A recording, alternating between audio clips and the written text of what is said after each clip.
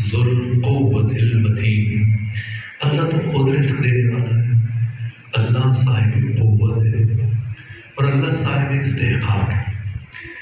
تو یہ آیت اور اس طرح کی سینکڑوں آیات آپ دیکھیں کہ یا ایھا الناس اعبدوا ربکم الذی، کہ میں نے کائنات کے تمام انسان کو صرف اپنی عبادت کے لیے خلق کیا۔ وَقَضَىٰ رَبُّكَ أَلَّا تَعْبُدُوا إِلَّا إِيَّاهُ، تمہارے رب کا یہ قطعی فیصلہ ہے کہ تم صرف اور صرف اللہ کی عبادت کرو۔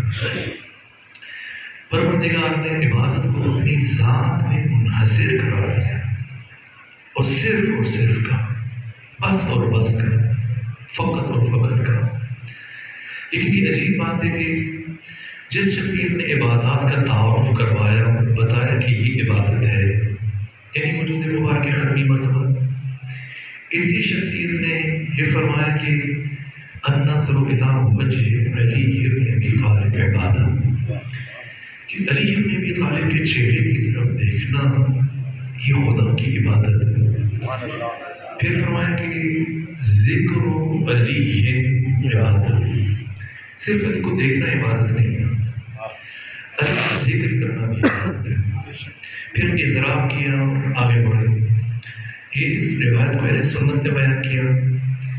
راوی خود عبداللہ بن عثمان بن عامر المعروف ابو بکر، جو اہل تسنن کے پہلے خلیفہ ہیں، عائشہ نے بھی روایت کی، کہا کہ پیغمبر اسلام کے قوم میں میرے والد ملاقات کے لیے آئے، میرے حجرے میں وہ بیٹھے تھے اور بولے متقیاں علی ابن ابی طالب بھی تشریف فرما تھے۔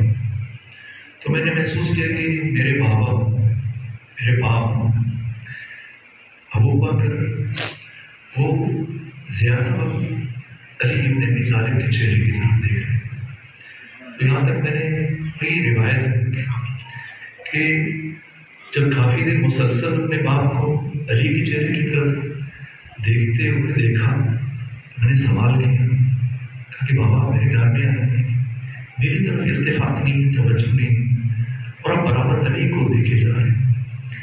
تو جواباً ابو بکر نے کہا کہ پیغمبر بھی موجود ہے، کہا کہ میں نے پیغمبر کی زبان سے یہ بات سنی ہے کہ النظر الی وجہ علی بن ابی طالب عبادت، کہ علی کو دیکھنا یہ اللہ کی عبادت ہے۔ یہ مرحوم زیدی لاہور کے شاعر بھی تھے، ادیب بھی تھے، خطیب بھی تھے۔ ان کا ایک شعر ہے کہ اگر مجھے بغض ہے، کدورت ہے،